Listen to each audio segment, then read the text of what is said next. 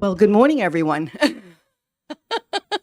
It looks like we are short on committee members, but I am opening the subcommittee work session on HB 153. And I would just ask everyone to take a seat up here. I want this to be a conversation to discuss the best way to go about tackling this issue. So please.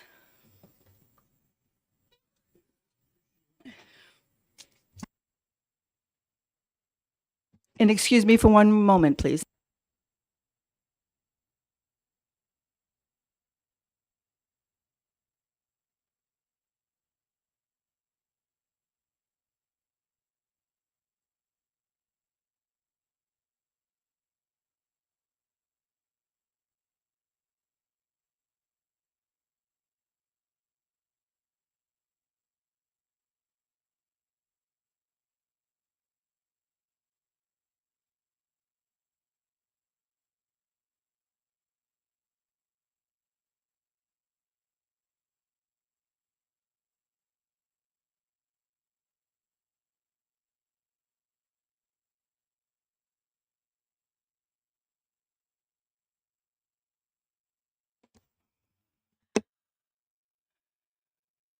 Thank you all for being here.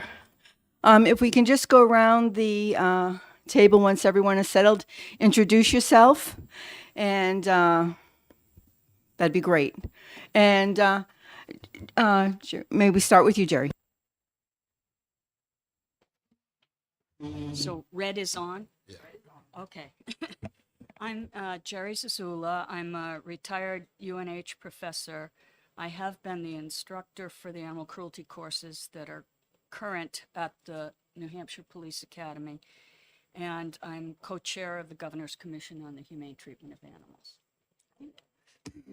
I'm Kurt Ehrenberg with the Humane Society of the United States. I'm also on the Governor's Commission on the Humane Treatment of Animals. I'm Rob Johnson, the policy director with New Hampshire Farm Bureau.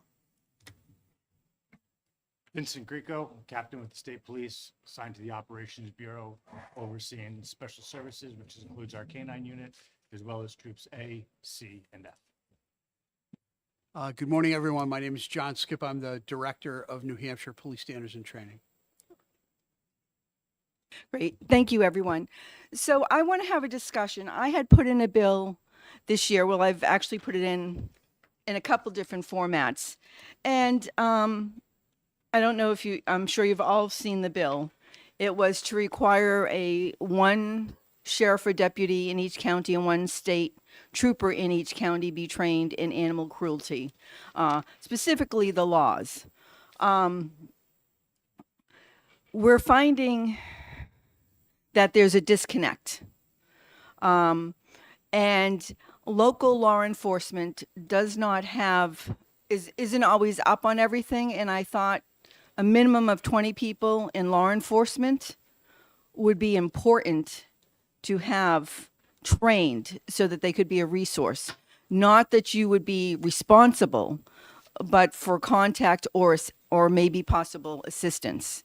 I don't know if that's the right approach, but I know that something definitely needs to be done in this state. I mean, we had someone here from law enforcement testify, and earlier in the original testimony, and when asked about did he realize that you had to have a veterinarian accompanying law enforcement, they didn't know that for removal of animals. So there's some things. And I would like to, Jerry, if you don't mind, I would love to have you speak on this because I know you have offered courses at New Hampshire Standards and Training, and you have been immersed in this issue for a long time. So why don't you give us your thoughts on what you think should be done and how we should handle this at the state level? First, I'd like to give you a little bit of a background. When I taught at UNH, I taught in the animal science program, and I had started on the Governor's Commission, and it became very clear that police officers were not trained in animal cruelty investigations. So I actually started an online class for both UNH students and anyone else that wanted to take it. Back about 2005. And I actually had some police officers take it, animal control officers, members of the public. UNH students didn't want it because it was online. At the time, it was not the big deal online, so they didn't want it. So I was actually contacted by New Hampshire Police Standards and Training to put together a course, a 2-hour course for the recruits. And I started, the preliminary discussions were in 2007. The first course I taught, I believe, was in 2008 at the 146th Academy, long time ago. Very basic, an overview of what the issues are in New Hampshire, what they might see, the laws, and some investigative techniques, and a lot of resources, who's out there to help. In 2023, because of all the changes at the police academy, it became an online class. And I put that one together. I'm assuming they're still using the same one. I don't know if they've upgraded it. In 2009, I was invited to teach a 2-day in-service class, which was much more comprehensive. And I actually called it Animal Cruelty, the Law, Investigation, and Case Resolution. And I taught that from 2009 to 2014. Then we had some issues with having enough attendance. Then I taught it in 2017 and 2019, and I haven't taught it since then. I learned a lot from that class from officers in the field. We had regular police officers taking it. They allowed animal control officers to come into the class. They even allowed a couple humane investigators to take the class. So I learned a lot from that. I revised it just about every year as I did the 2-hour one. I changed that as things changed. And because involved with all of this, at one point, the Governor's Commission had a website with a lot of resources on animal cruelty investigations. I moved that over to New Hampshire Police Standards and Training because it had a lot of police procedure and stuff in it. I didn't think it was appropriate for the general public. So that is up there now under your benchmark program, available to any certified police officer. But it's like, you can take a horse to water, but you can't make them drink. So, and we have a very comprehensive cruelty manual. So the 2-hour course is mandated, is it? So at the academy level, yes. So we do hold the recruits to complete that kind of an introductory program, and then the doctor's program that is on Benchmark, which is our statewide learning management system, is in the format of an asynchronous online learning program. So literally a police officer on duty or off duty at 2:00 in the morning can sign in and complete the class if they choose to. It's not mandated for in-service officers. In-service officers would be those officers that have already graduated from the police academy and they're out there, working. So do you have any way to track who actually takes those courses? Absolutely, we do. And how many people have actually taken it in the last, say, 5 years? I wish I had that answer for you. I do not, but I can certainly get that answer for this committee.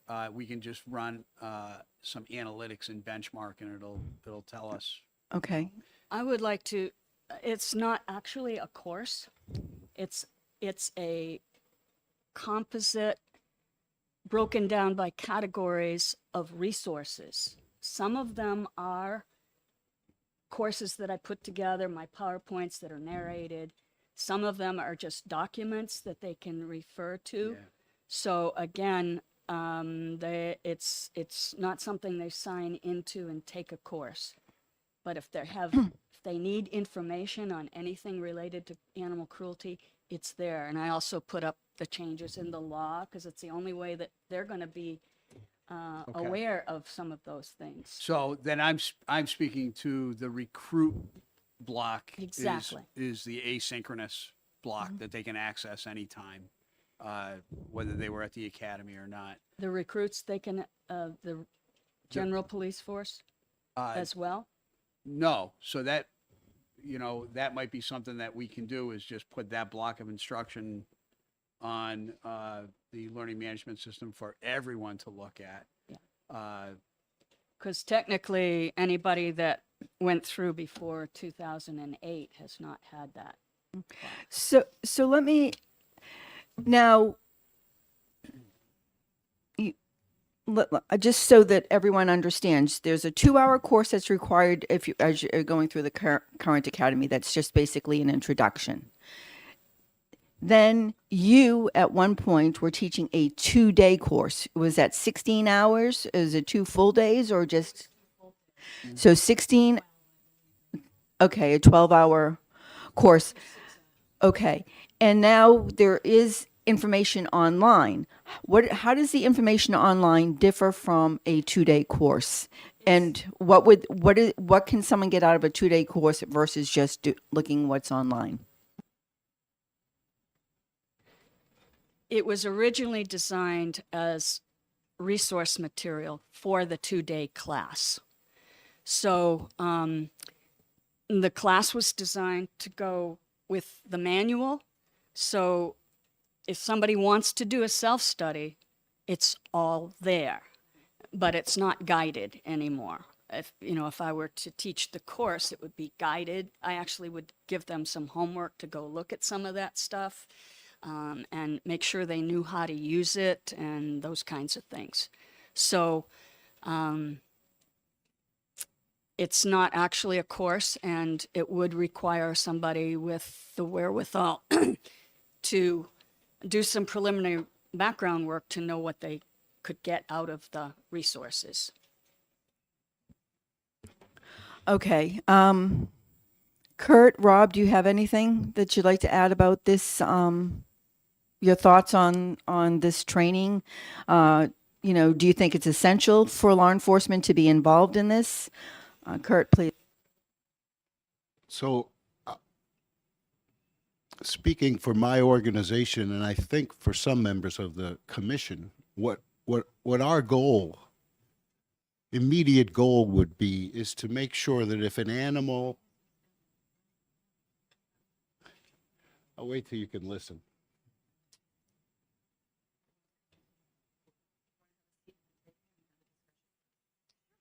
Your name. It's Merrick Bernstein. I apologize for that interruption. Appreciate that. That's okay. So our concern is that if there's an animal in distress because someone is acting criminally cruelly to this animal, that there is a police officer trained in animal cruelty that can respond to that case no matter where and when in the state it takes place. So it seems that what we need is some sort of a protocol through law enforcement channels that if I'm in Pittsfield, New Hampshire, or any other location, and I call someone and saying there's a cruelty case, that it is responded to in some way as an animal cruelty case that will be dealt with accordingly. And how that pertains to training is that there should be someone available, either on a state, county, local level, maybe that's in reverse order, but to respond to that call who understands what Jerry was just talking about. That would be our goal as soon as possible. I appreciate that. Having had a constituent call me and complain that they didn't feel like issues were being addressed. And when I called the state vet, they said, well, we don't have jurisdiction. It's local law enforcement. I called the sheriff. He goes, I can't get involved. And the police department responded. They thought they remedied it. And then they said, okay, it's being taken care of. And they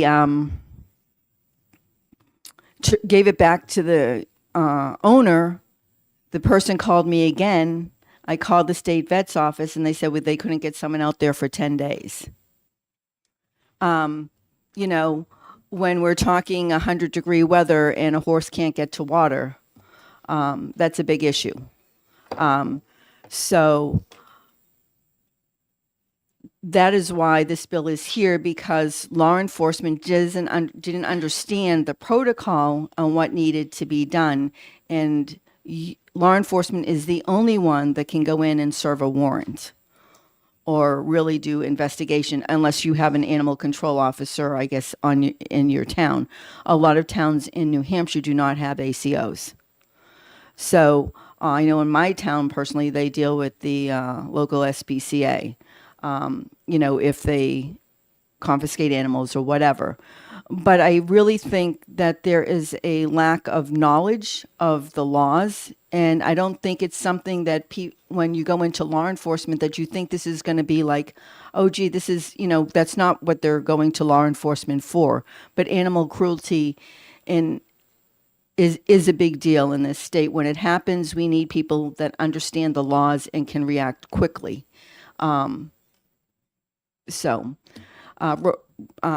Ma'am, please turn on your mic and introduce yourself and where you're from. Hi, I'm Mary Rose Deek. I'm from Concord, New Hampshire. And I'm just don't have any feelings one way or the other about the bill. I just, the only thing I would worry about with this law is there are people who bring their pets to these grocery stores, and they are emotional support animals. And under the law, now they can be fined $1,200 because they spread parasites to the food and stuff, that like bloodworms and stuff like that, to people's food. So that I would not consider, if you asked a person to take their dog and leave the store, a grocery store or something like that, I wouldn't consider that to be animal cruelty. No, So thank you for that, ma'am. This bill is about getting training. This has nothing to do with enforcement. This is about training law enforcement specifically so that they do understand the law. Okay? Rob, would you like to chime in, please? This was an idea, as the chair knows, that came up and was discussed at our county, our state annual meeting, where we have delegates from each of the, we're an organization of 10 county farm bureau organizations.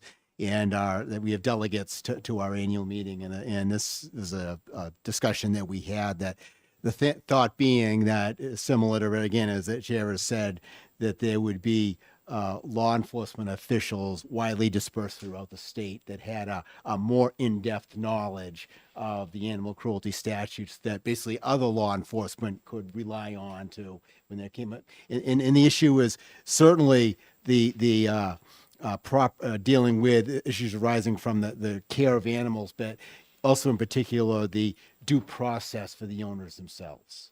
That's kind of where we were coming with, and we understanding that as law enforcement officials, I mean, you've got an awful lot on your plate, and that probably not every every office or even every agency, especially in the smaller departments of the state, would have the time to take a, you know, a course and to be up to date. So the thinking was being if Kurt mentioned Pittsfield, that if they didn't have an officer on in the department or on duty that felt comfortable with that they had somebody they could call on who was a like-minded, you know, person that could, you know, kind of walk them through, okay, this is what you need to be doing, be looking out for, and be a resource to them. That's kind of where we were coming from. And I did have one question for the director. I'm a graduate of police standards way back, 106 class. So I'm curious. You said, is it now all online? Because the way I understood No, it's it is a 16-week brick and mortar, just like you went it through. still is okay. Yeah. The unfortunate truth is that the length of the academy has not changed over the last bunch of years, and yet there has been a significant amount of pressure to add extra things to the academy. And so we found that there are certain times, and I'm sure you can remember, like when you were waiting to get on the range, you would sit outside the range and you'd be filling your magazines or speed loaders, maybe back in those days. I don't know whether you had a wheel gun or a semi-automatic, but same thing with scenario training, driving. You can't put 30 people in police cars and have them drive all at the same time. So they have to wait their turn. And so we saw that time, you know, let's leverage this time and make it of some value, some training value. And at the same time, we could take some of the programming and put that into an online program so that the recruits could asynchronously jump in there while they were waiting to go to another block of instruction and get through that training as well. So they're doing that while they're at the academy. That is while they're correct. yeah. Okay. Yeah. But candidly, they could be home at 2:00 in the morning and use our system to get to that training and complete it on their own. So, Thank you. yes. Would you like to chime in? You are in the field, and this would affect your troops. So,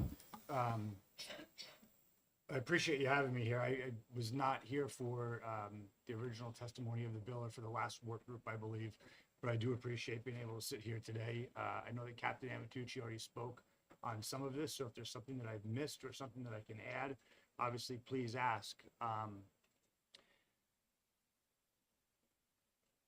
Our view on this is that obviously we're looking to be compatible with our local partners and with you to accomplish whatever it is that is laid out in front of us.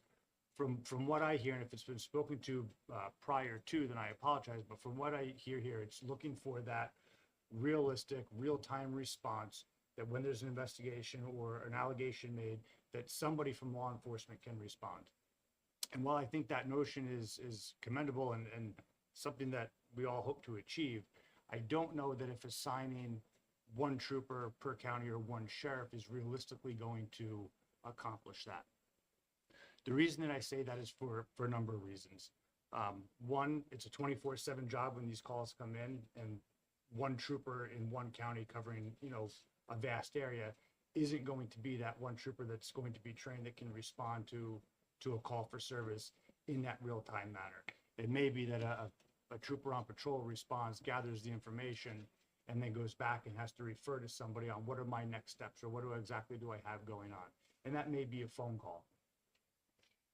That accompanied by the fact that oftentimes, especially given our vacancy rates right now, which are approaching 20% vacancy rates, to then task one trooper per county with the responsibility of all animal cruelty investigations that come in, while I wouldn't say is unfair, I don't know if I could sit here and say that that's a realistic possibility that somebody could immediately respond in a state police capacity in that very moment. From what I understand and from what this group is, I do lend more towards the fact that, and from things that I've heard from members today, is it's not just that the person responding has intimate knowledge of what needs to take place for the investigation, but more so that they know where to go to get the information of how to proceed. So I don't know if that falls directly on a local agency or a sheriff's department or the state police. Certainly we're willing to help, and we're always willing to help with whatever the investigations are, as we will with any other type of criminal investigation throughout the state. But the notion that one trooper in one county would be able to handle or be that one voice for anybody that had an issue.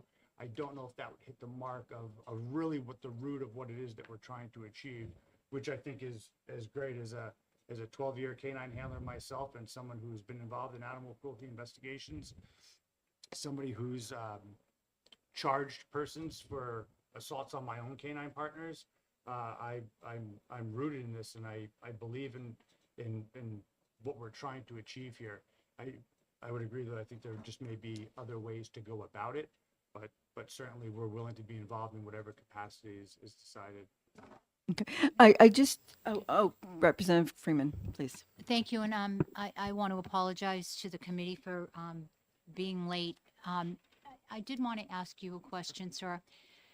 Over the years that you've had reported animal cruelty cases or suspected animal cruelty cases, how has your department handled it thus far? And again, I'm coming in late to the conversation, so I apologize if this question is redundant. How typically are you handling it right now? So I can speak to ones that I'm aware of. I can't speak to all cases throughout the state that state police has been a primary on, or maybe a secondary, or just a phone call. I had the opportunity throughout my career, this being my 20th year, in this state and in another, to be involved in situations like this. I'll speak specifically to New Hampshire. Most recently, I was assigned as the commander of Troop C, which is our westernmost troop, based out of Keene, Right. which is a rural troop.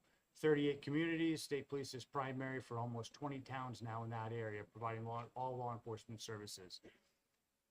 The experiences that I had were very positive in handling those cases. Again, specific to mine, what I can say is in the initial response from state police, the foundation of a criminal investigation, for the most part, is very, very similar in nature. Gathering information, looking up RSAs to see what the baseline is of what's a violation, what crosses it into a misdemeanor or a felony, so on and so forth. Where it was nice in my experience moving beyond is you spoke to the animal control officers in certain towns. We didn't have a lot of animal control officers in any of the towns around us, but the ones that we did have were more than willing to lend a hand, come up to whatever scene we were at least give an advice and assistance so that we knew what the next step would be. And I found that to be the same with any of the animal groups, ASPCA and our state vet, to include local veterinarians who were willing to give their expertise and help out. So my experience was knowing that we had an issue and we may not necessarily be deeply trained in one specific area, but that could also be true for a lot of different areas where we receive training at the academy, and then it's up to the agency, or it's up to the troop commander, or it's up to the ship supervisor, or the officer themselves, or the trooper themselves, to further their own education, knowing what they're going to come across in their specific patrol areas. So my experience was very positive in that I had those resources, albeit it may not be into, I'll say Pittsfield only because it was brought up earlier. I don't want to include or exclude any specific town, but Pittsfield in a silo, I don't know whether it's true or not. I don't know if they have an animal control officer, but if I was the trooper that was in that town, I'd feel very comfortable knowing that I could pick up the phone, call a multitude of resources, and get that information. The power was in knowing that I had access to the information, not that I necessarily had specific training in everything that I was going to come, I should say specialized training in every specific thing that I was going to come upon. I have no doubt that there are instances where there are local officers, sheriffs, or state troopers that respond to a call regarding animal cruelty, and it's probably the first time that they've had to respond to something like that, and they're unaware of what their next step is. The next step can't be, well, I tried my best and I turned and I left. That's unacceptable on all fronts. But a lot of it is knowing, where do I go to find that information?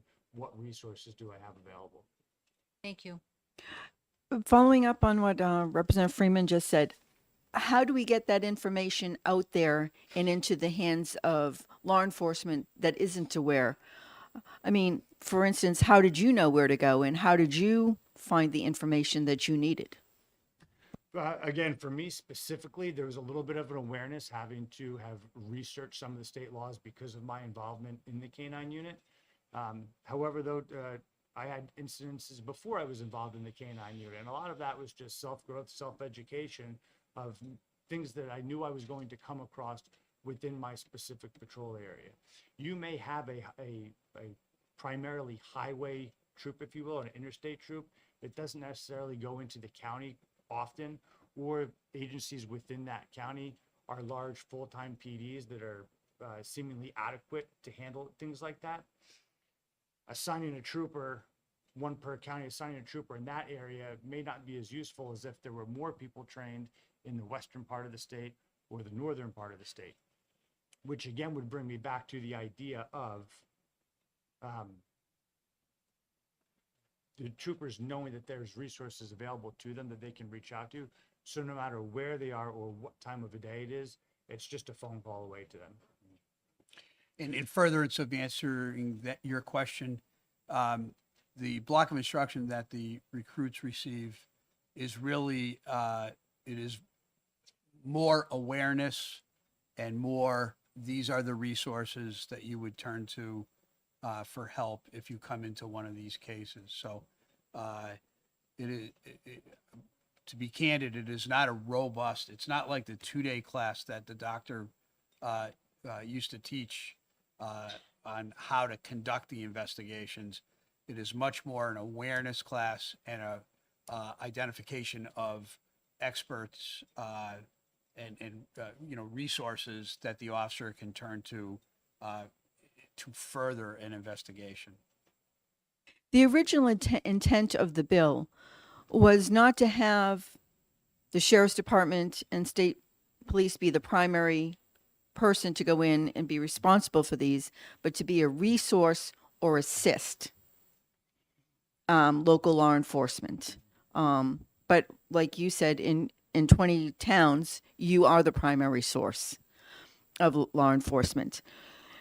So, I think I'm not sure which way to go, and I'd like to hear everyone's thoughts. I don't know if 2 hours is enough training. I don't know, how we handle this, but this is a real issue in the state of New Hampshire that we need to address. Because, there are cases that get pushed down the road, yeah, it's a problem, but we're not going to deal with it. So then it goes this way. Or there's some issues where it's handled very wrongly and it has devastating effects the opposite way because they're too aggressive and not understanding the laws. I mean, we have some changes coming up to that. The other thing that we had changed, put into legislation through this committee is a cost of care because towns were afraid to look at animal cruelty because of the cost that it would do. Therefore, we created a cost of care fund at the state level to assist so that people would not be afraid of the cost to the taxpayer for dealing with these situations. So I am open to suggestions on how we handle this, but this is something that really needs to be dealt with, and we keep kicking this can down the road. And I don't know the right answer, but I'm hoping that with everyone here that's been involved, that's in training, that has taught classes, that's been involved in animal cruelty cases, where it's worked well, where it hasn't, I would love to come up with a solution that's best for everyone that also protects, does what we're trying to do.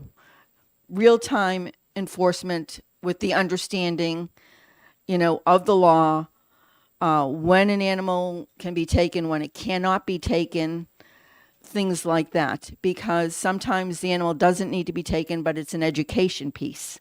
Sometimes it's not, and you need to enforce things. So, Excuse me. Hi, this is Mary Rose Deek again. Even though you mentioned the western part of the state, there's a growing problem with the homeless population in the urban areas.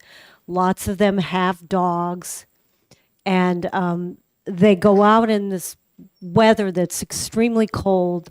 The dog's paws are not covered with any kind of shoes. The dogs are emaciated because they have. Oh, okay. The dogs are suffering from the cold in the winter, and they can't go to a shelter with the dogs. So there's this urban problem of what do you do? Take the dogs? Do you have to do homeless interventions with the person that owns the dog? But I have given like $20 to somebody that had a dog a few years ago that it was like around 0 degrees out and the dog's paws were right on the ice. And I said, here's $20. I don't know if you can get your dog some dog slippers. But I was really concerned. The dog was very skinny. And so I don't know if it wasn't deliberate cruelty, but it was the animal was really suffering, kind of a social, mixed social issue and economic issue, but also the dog was in immediate danger of dying. But then on the other hand, you have this issue with people and their pets in the grocery stores, that the pets do have parasites, and the governor has already passed some legislation that these people, they're not service animals if they're emotional support pets, and as such can't go with the owner to the grocery store. It's only for service animals that I guess they have to be licensed by the Health and Human Services Department. So excluding that piece, I would say that the rest, I don't know. Don't know how the law is defined as far as animal cruelty, but like endangering the life of an animal, attacking an animal would be how I would define. It is defined in statute under RSA 644. Okay. All right. Representative you. Freeman. And then Jerry. Thank you, Representative Comtrot. So what I think I'm hearing a lot of what you're saying is that we need to work up a protocol on how to handle these complaints. So I'm just going to make a real quick suggestion. I know LEOs have their protocols. Anytime a call comes in, there's a certain rubric you follow in order to address whatever the complaint is, investigate, et cetera. So I think maybe if we work up a protocol that would include the Humane Society, because they're so heavily involved with this, that they could assist the LEOs in these types of investigations. So it doesn't fall all on the LEOs to make a determination about whether there is a valid complaint about animal cruelty.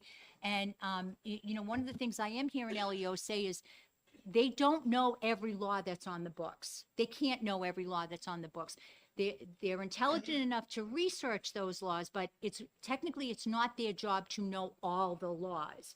So I think if we sat down and looked at working up a protocol where it would satisfy the need of having that extra layer of protection for those complaints that are filed, but also doesn't pull LEOs in 7 different directions, that's just my suggestion, because again, most things that, especially with law enforcement, there is a protocol, and protocols work because you follow that protocol. So, and there's really very small margin for error when it comes to protocols. I would just interject on one thing, and that is, I would think that I don't think there is that many, well, I shouldn't say this.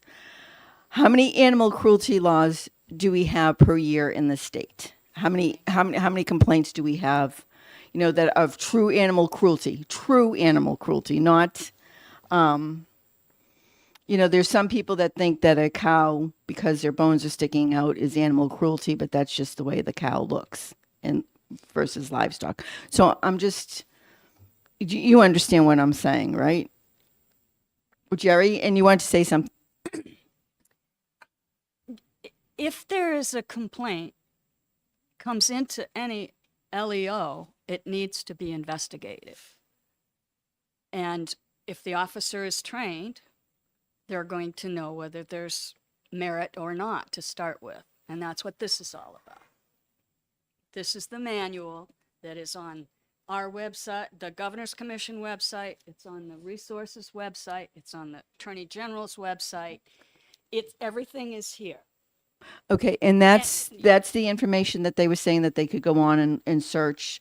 There's a lot more online. Okay, All the nitty gritty that's not in here with how to investigate, how to do body condition scoring on lots of different species and Right. the difference between livestock and companion animals and all of that. It's all available. Now, you asked about possible solutions.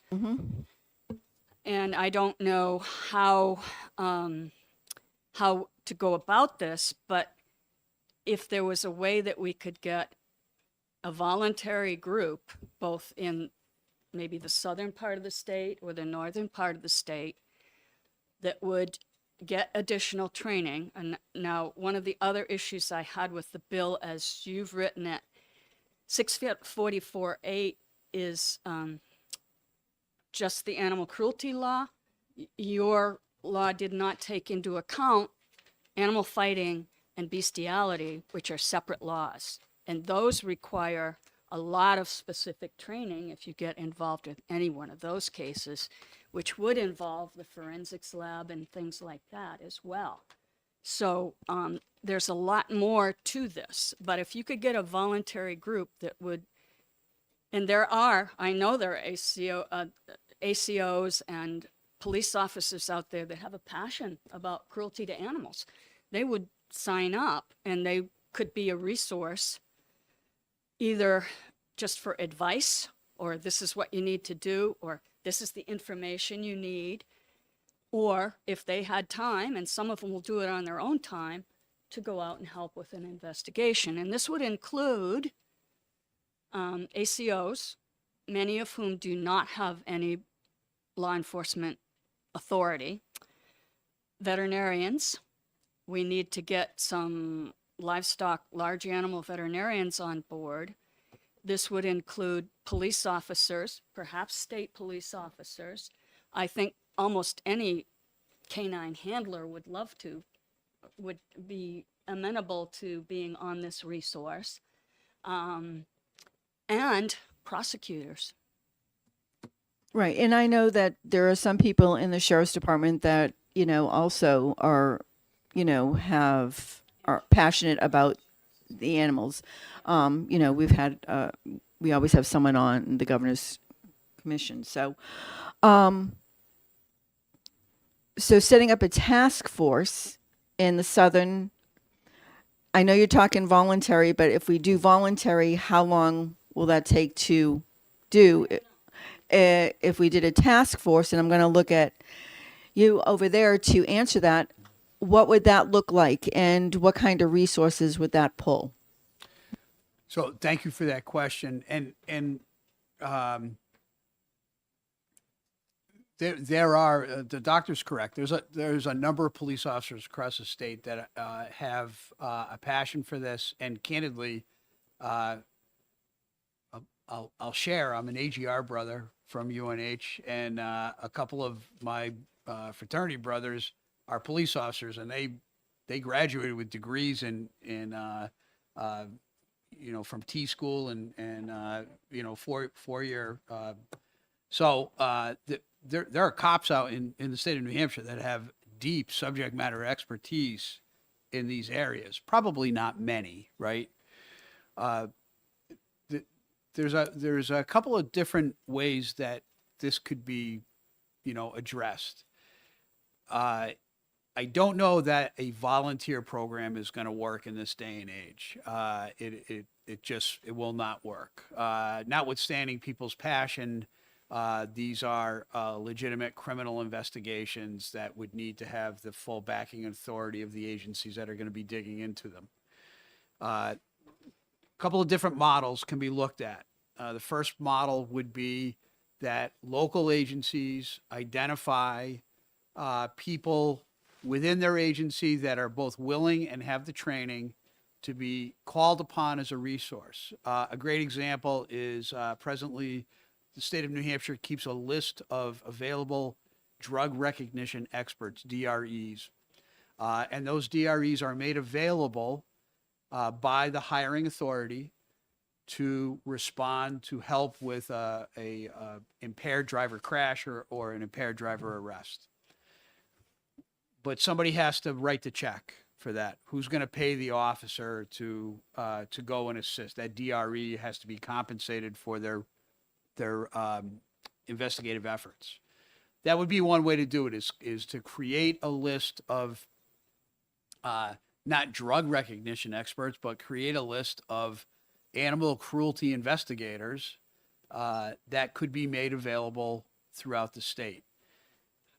I think the big piece there would be twofold. One, training, and we can do the training. I just need some money to hire people like Dr. Z or the folks that are represented here to build out that big curriculum. And it's going to be a big curriculum, right? You got to talk about every animal specifically. There's going to be some, specifics to that. And then the second piece to the list of animal cruelty investigators would be who is going to compensate them. Does the home agency compensate them? Does the requesting agency compensate them? Does the state compensate them? That would be one way to do it. An alternative way to do it would be to create a task force. There are task forces that are created throughout the state. And what happens is a police agency will take somebody who's very good at this particular thing, and we'll use drug investigations as an example. And they go to specialized training and a lot of it, quite frankly. And then that home agency gives up the officer for a period of time. They might serve 6 months, they might serve a year, and their full-time job is just doing the task force. Again, and the captain spoke of this, we are seeing shortages of police officers across the state of New Hampshire. And generally one of the first places that a police chief or the colonel of state police will look to get their roles kind of back up would be to pull those task force officers back to the road and back to the home agency. A third option might be to create a few positions within the Department of Agriculture at the state level. And I'll give you an example and look at the fire marshal's office. The fire marshal's office is responsible for investigating cases of arson. There is nobody else in the state of New Hampshire that oversees those investigations. Arson is a very, very specific crime that takes not only law enforcement experience, but firefighting experience. And you have to put those two things together. And there's very few people that have a foot on either side of that fence, right? And that's why the fire marshal's office exists, to do those very specific investigations. You could maybe mirror that under the Department of Agriculture and have, 2 or 4 officers assigned specifically to address the very crimes that the doctor just outlined, not only animal cruelty, but any crime that involves either a domestic animal or a farm animal. So I think those are 3 ways that you could kind of skin this cat. But again, in this day and age, it really is about the money and how does that get funded and how does that get sustained over a period of time. Okay. So just one, I don't think the task force is really the way to go, because I don't think we need someone dedicated for 6, we're pulling someone from law enforcement for 6 months. I just don't see that as viable. However, I did like your first option, because it's really, we want to have people that are trained and we want there to be resources. It's all about the resources, right? And understanding the law. And, whether it's local law enforcement that responds but can draw on that expertise, or it's someone from the actual that's in that group that responds. you know, and as you said, you know, you might have some ACOs, but ACOs don't, not all ACOs, you know, can go in and deal with this. And it could be veterinarians, but veterinarians don't have that component. So I really liked your first option. And I don't know ballpark wise how much training would cost and what, you know, and how many people would volunteer to sign up for that. So I guess that's one component of it. But the other thing I'm thinking about, and I know I'm probably going to, I'm going to just say it, but the cost of care fund is all about compensating the municipality for cost of care. And part of that, I would think we could include is the actual legal part of that, because that all becomes, I mean, it seems to be tied together. And, you know, maybe we need to change some of the language about that. But that's just a thought. So I'd like to hear from Rob about what your thoughts are, because we're dealing with some other issues. Yeah, I'd agree of the options that the director mentioned. I mean, that's kind of what our, at least our thought was behind the bill. The cost of care fund is, I think, you know, that would, I don't know, is we'd have, I think the department would have some concerns with that. I agree. that- That's why I was That's why hesitant, you- but yeah. Hey, we're all just talking here, right? We're just trying to figure things out. right. I mean, obviously, if when we're dealing with dollars, right, dollars and cents, Matters, yep. and in this budget year, you know, Kurt, please. Just one point I want to make clear is that there's a lot of talk about resources, which is terrific, but the response for the animal is a concern that needs to be addressed. That when we have an animal in distress because of cruelty from a human, that animal deserves a response that will, if deserving, put that animal right into a care situation, which is covered by the cost of care fund, notwithstanding any comments about the cost of care fund otherwise at this point. But I mean, I do think the response is as important, certainly for the animal at the time, which is my concern here, that animal gets police response immediately, no matter where in the state. So that's kind of the inequality.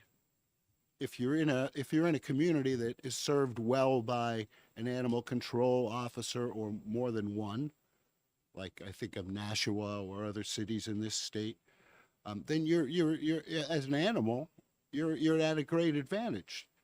But if you live in a town or location that does not have those resources in terms of response, then you could be left to even die in that situation. Right. So that's where I just want to see some kind of protocol, as the representative was saying, in place as soon as possible, so those animals are taken care of. Right. And that's why I think the first option would work best, because you're going to get people that are invested and care about animals. You're not asking, you know, just every law enforcement officer do it. You're asking people that have a passion for animals. And I think when you have a passion for something, it makes a huge difference. Jerry, did you have something? Yes.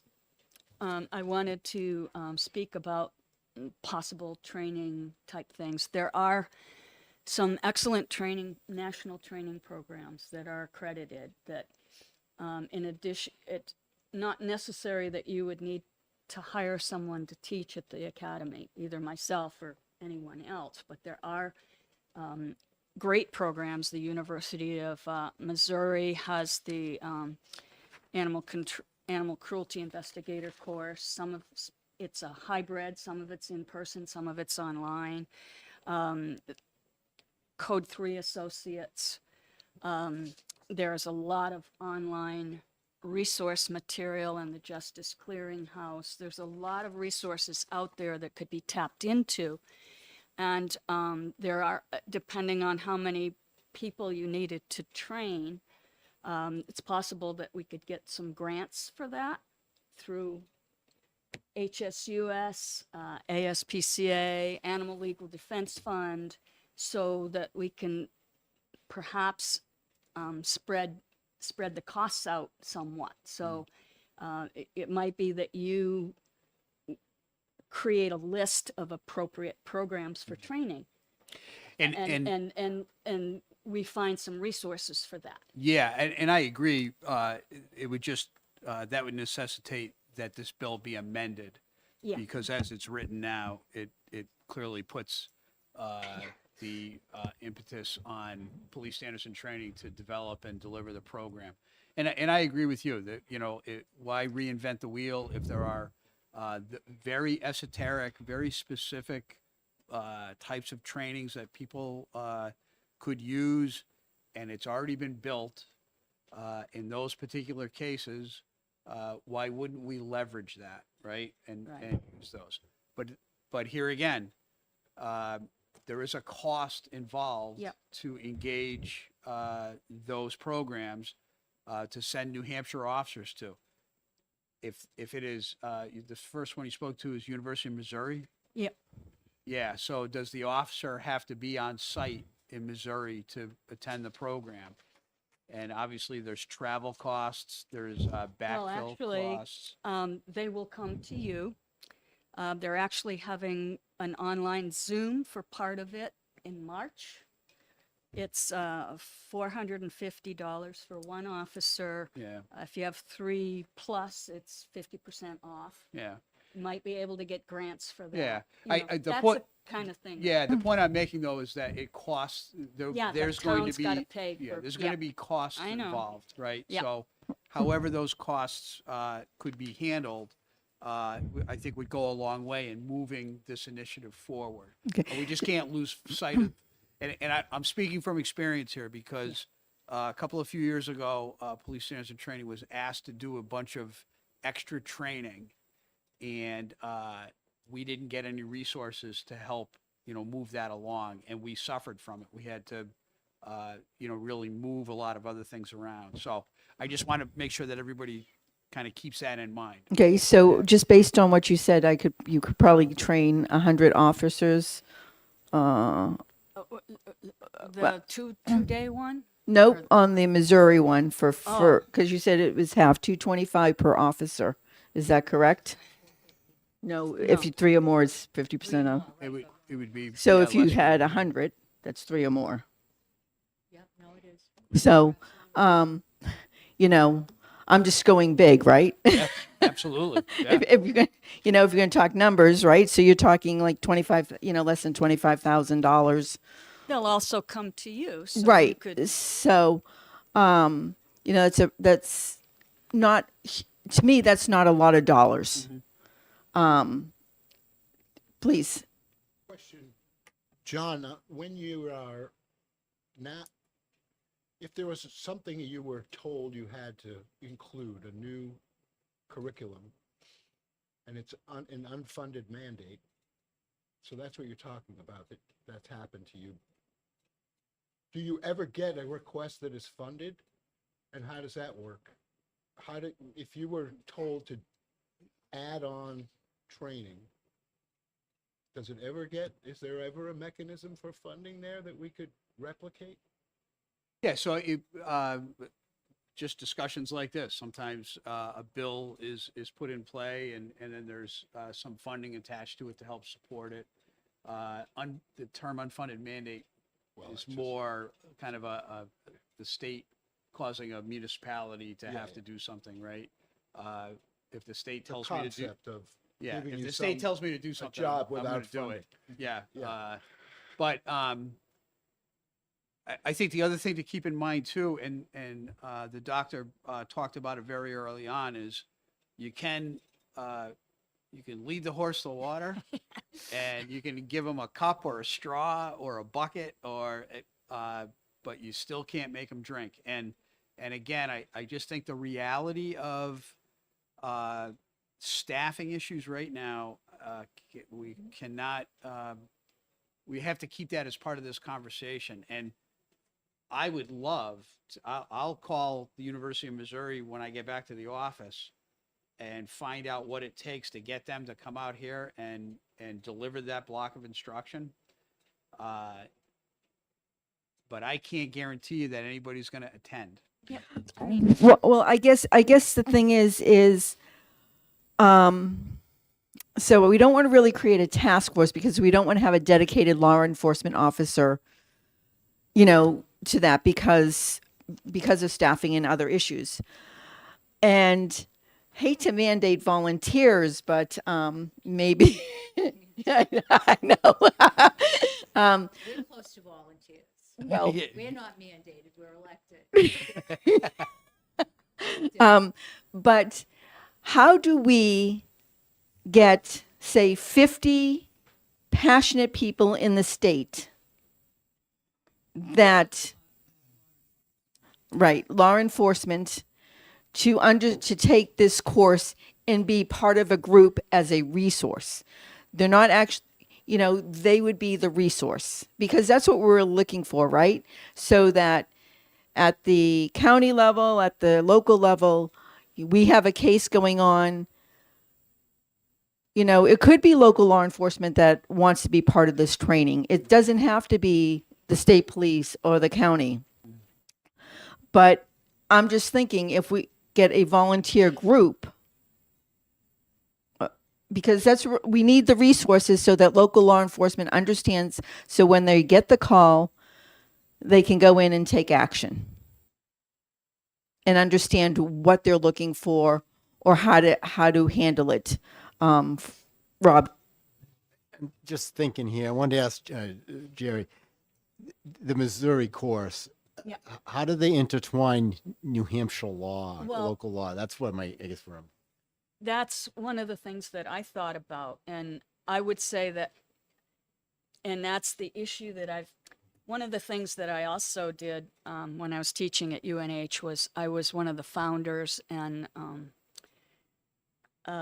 coordinator for the New England Animal Control Humane Academy. Now that was for animal control officers and people that worked in humane society. So it wasn't all animal cruelty. It was a lot of animal handling and that kind of stuff. But that was the issue that I had when I would have speakers come in talking about animal cruelty. The laws are so different. And people would leave those classes thinking they could do things that they can't do because our laws are so different. So I would say that anything that we would do would have to incorporate that 2-hour class, which goes over New Hampshire law. And that may need to be modified, but it has to apply to New Hampshire law. The most successful workshop that I had when I was coordinating the New England Animal Control Humane Academy was I wanted to get an equine veterinarian in to discuss animal cruelty in equines. And I got it approved for veterinary CE, but I got an excellent speaker, but I gave him New Hampshire laws and I said, anything you discuss has to fit New Hampshire laws. And he did it. We had veterinarians there as well as ACOs. We didn't have any police officers, but that's just the way, but that's, New Hampshire law is unique and confusing, to say the least. So aside from statute and law, what does the Missouri course do? What does it teach? It the other thing is, and as you mentioned, police officers are trained in all of this, but they need to know how to apply it to animals. So they're taking the stuff that the police officers already know and applying it to animals so that it makes more sense.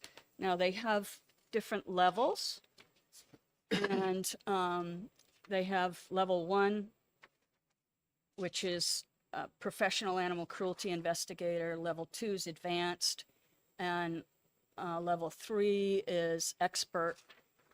And they get into some of the specializations because the level 1 is animal law, constitutional law, nutrition, photography, communications, all stuff you've had. But then when we get into advanced, they talk about body condition scoring, crime scene investigations with animal things in mind. It's amazing what they're doing with DNA now and animal cruelty investigations, which, you can't, it's talked about, but it's not the procedures for taking DNA samples and where to send them and all of that stuff. It talks about equine, agricultural animals and confinement operations. And so I'm hesitant when I hear body conditioning. I mean, I've raised livestock my whole life. I know. And I find it tough when somebody asks me the weight of my cattle and all, and you make your guess, and then you actually put them on the scale, and Yeah, you're but like, wow. these are scientific scores that are taught by agricultural experts to determine whether it's normal for that species or not. What we often hear about, the livestock is entirely different. And even within livestock, beef is different from dairy and so on. But it goes over all of that, and they have the experts that cover it. Now, I have some of those resources up on our website, but somebody that doesn't know what they're doing is still going to be confused by the resources. Right. I think so. One of the things that in our law, it says that if you're going to remove an animal, you have to have a licensed veterinarian with you. It's only Livestock. livestock. For livestock, correct. So, and speaking of, and I understand what Rob is saying about body conditioning. I had a horse. I had a couple of drafts. One, all he did was look at food and put on weight. The other one, we did all special food. We separated him. We fed him more than any other animal, and he still looked as, his body conditioning was, people would look at him and say, he's not healthy. And it's like he eats 3 times as much as the other one who just looks at the food. There's that aspect also. But if it's a proper investigation, they're going to ask for your documentation. That's the end of that. You've been taking care of your animal. So, Right. But the veterinarian's portion, I think, is key for law enforcement, because we're not going to expect law enforcement to understand all of that. And I think because of our law, and maybe do we need to leave it at just livestock that a veterinarian accompanies, or is it a question? well, even with the livestock, if a police officer goes out, they can still do, or a humane agent goes out, they can do the preliminary investigation. And in many cases, it's solved right there. They go to your house, you got a skinny horse, and they see the documentation. Bye, see you, you're fine. It's only when there's probable cause that those people are not taking care of the animals that they're going to go back with a veterinarian who says, yes, I agree with you. You have probable cause. They still have to go back and get a warrant. They can't just take it because the veterinarian says so. There's a procedure to all of that. And if you've never done it before or have not looked at the law since you took the academy course 20 years ago, it's not going to be fresh in your mind at all. And I agree with you on that. I just wanted to bring up that issue so that people can understand. And, as I explained earlier, the thing I had with the horse is getting a veterinarian out. And that's the other piece on some of it, is making sure we have veterinarians that are willing to go out with law enforcement when they need them. Because I had one where it's like, I can't get there for 10 days. I'm like, well, 10 days, that's not good enough. The horses need water. So I don't know how to address that, but I would love for this group, this is an early bill.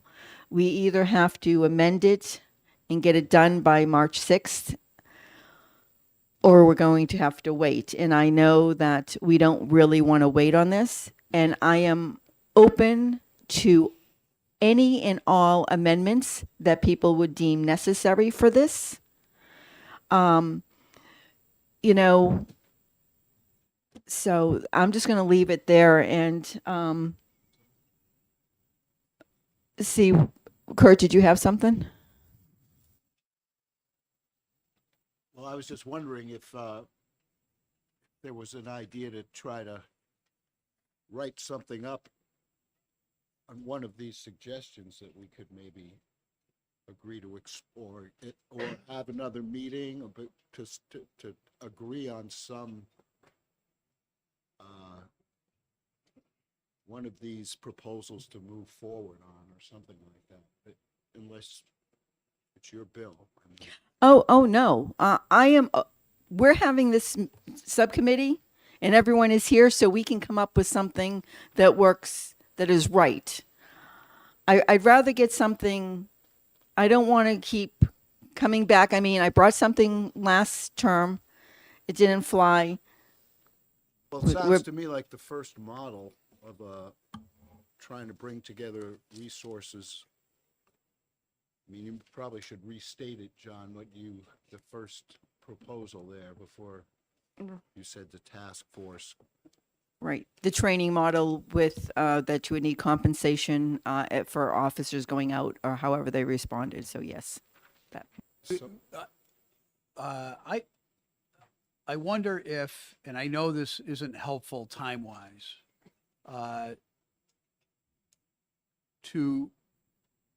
would a bill that establishes a study committee to look at this and, really bring, I think it would be important to bring representatives from the New Hampshire Chiefs Association, representatives from the New Hampshire Sheriff's Association, folks from the veterinary community, and prosecutors, quite frankly. I think the prosecutors Right. really hold a pretty, judges. yeah.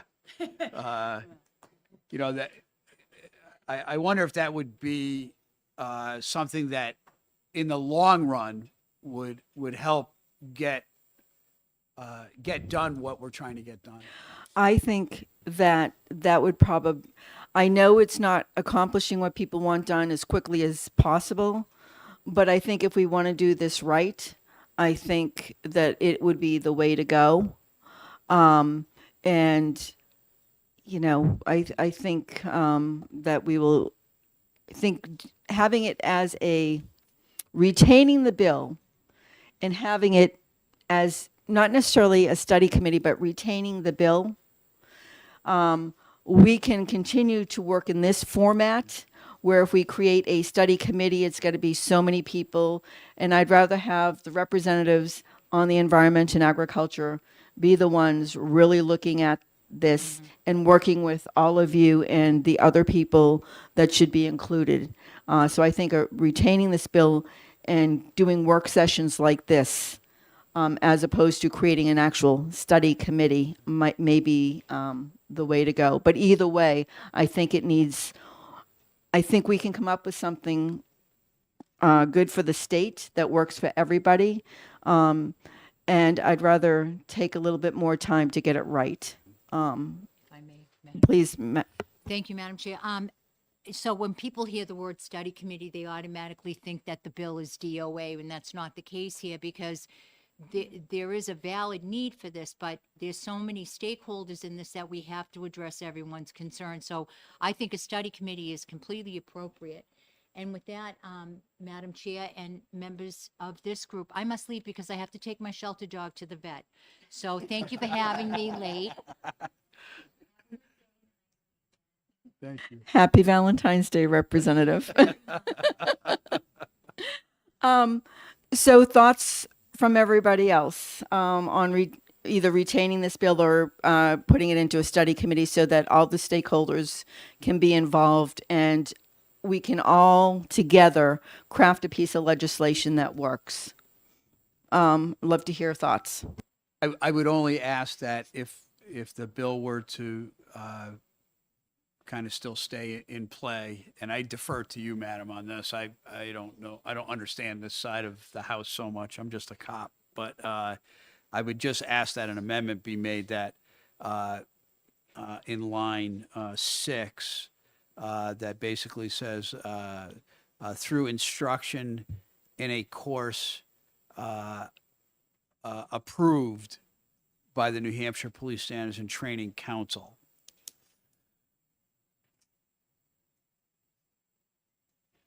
And I think that just that simple amendment would help open the door to bring in those programs that are already there that Dr. Z has kind of identified. So. Okay, and I had brought forth another amendment to include all of the other RSAs, the bestiality and everything else that you had discussed earlier. Obviously, it never got introduced because we're actually having this. So, anybody else want to chime in, have thoughts? Please. I think it's better to hold off. I think it needs more collaboration before we can actually have something that's going to sustain. Rob? Just I guess the one advantage over a study versus retaining is with a study, you can actually get the wording down exactly what we're looking at, the duties of what we've talked about as opposed to what everybody sees here. We could go either way. I'm just making that point that a study you could drill down to exactly what is going to be looked at. Okay, I will discuss that with folks to see which way they'd prefer to go. Kurt? Just to be clear, are you talking about amending the bill to have the bill then create a study committee, or just put the bill into interim study? So there's two things we can do. We can amend the bill to make it, to create a study committee, or we can put it into interim. So, Yeah, I think it'd probably be better to actually amend the bill, and then you spell out what you want that study committee to, how it's comprised, and you actually create the study committee in the bill rather Okay. than. all right, well, let's talk about that, okay? It would be retained, correct? If you wouldn't be interim because we're not. Would it be retained? retained, Correct. technically, That is the correct word. Okay, so I want to go around the table. What do you want to see in the study committee? What, and I'll start with you, John. I'm still looking at the menu. Can you go to somebody else?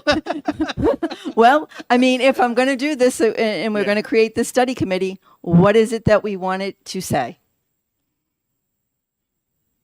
So, specifically, Madam Chair, are you asking what the charge of the study committee would be? I'm asking what your thoughts are on what the charge of the study committee should be, what you needed to say from your point of view. So I would say that the charge of the committee would be to investigate and identify a sustainable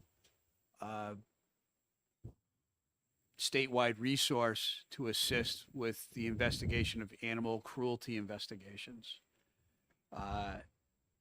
And from my own perspective, representing New Hampshire Police Standards and Training, I would just ask that any training that ultimately is identified as necessary to move this forward,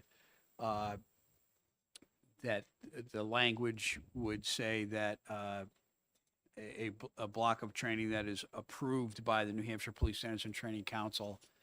And then I would just want to make sure that there would be some kind of funding source, whether that came from, from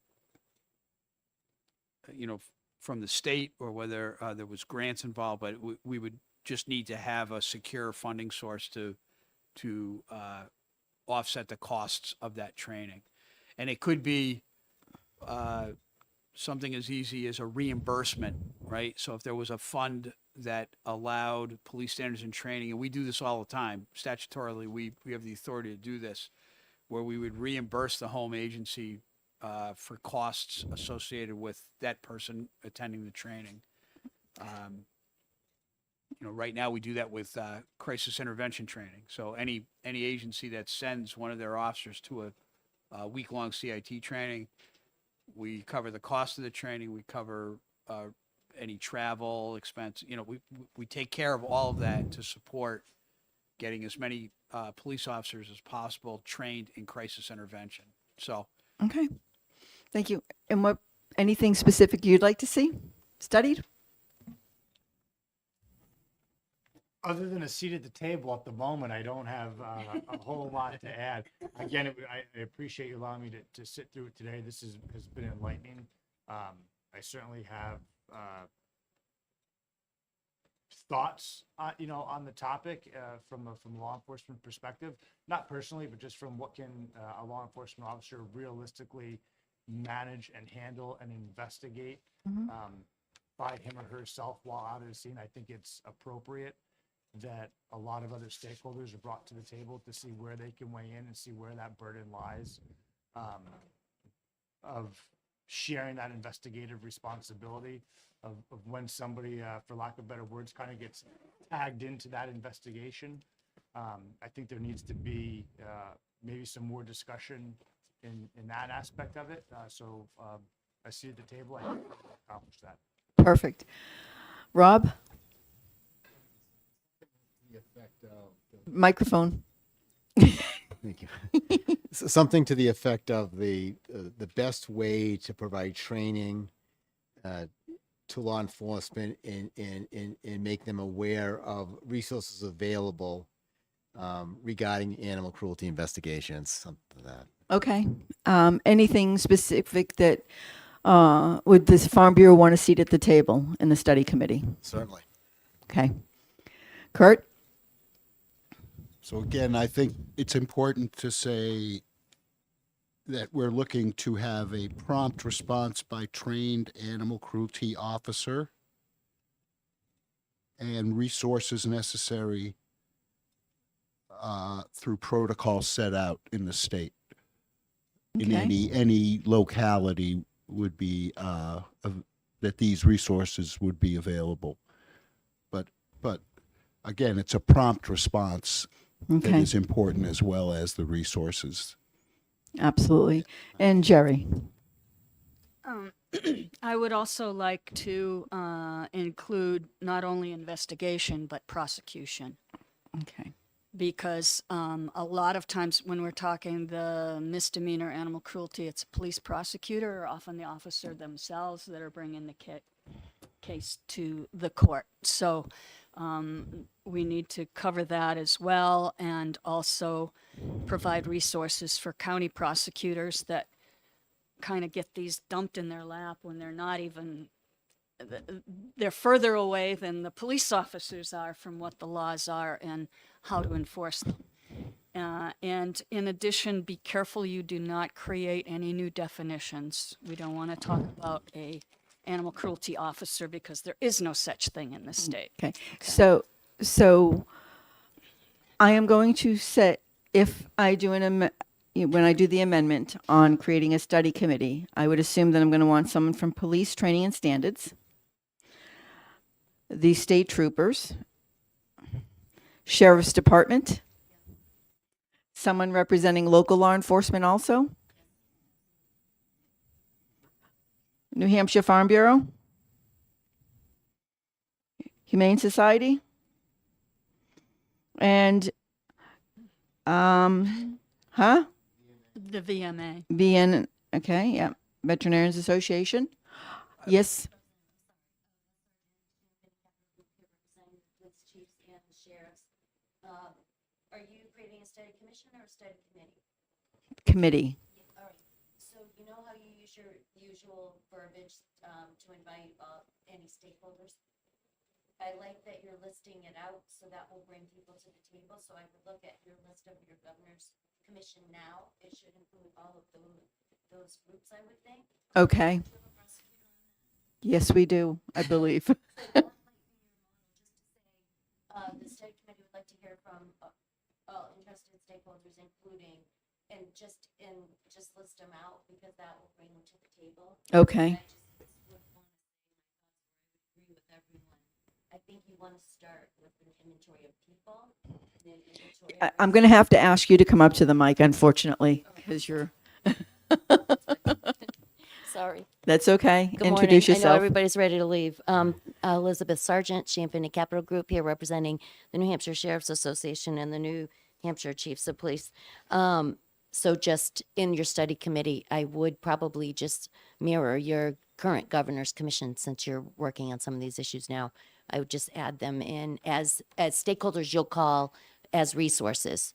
And then Okay. the only other thing, which I'll talk to you about offline, is, but there's a driver visor card, we call it. So the Commission on Deaf and Hard of Hearing, many years ago, with the cooperation of the state police, drafted a roadside card that you could hand to someone for resources. Maybe the commission could work on drafting something like this.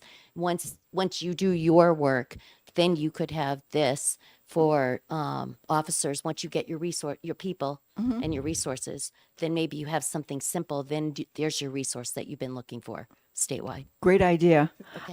Rob? Yeah, Madam Chair, Beth just brought up a good point. I mean, if the study is going to be more than just legislators, it's a commission.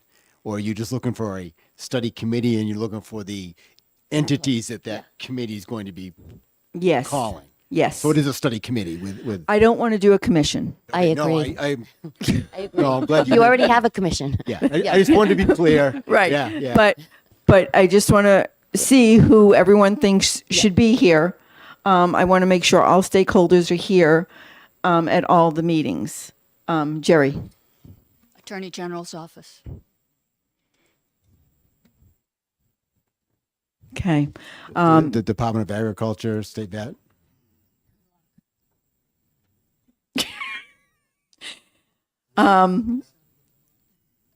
So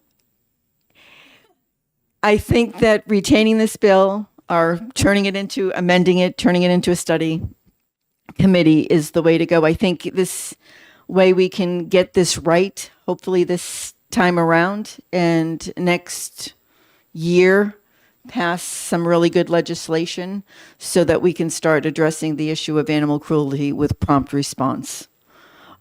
Is everyone in agreement? Okay. Yes. Perfect. Kurt? I just want to thank the chairman for being so inclusive and having such a great discussion this morning. Thank you. Oh, we have to do that in order to get it right.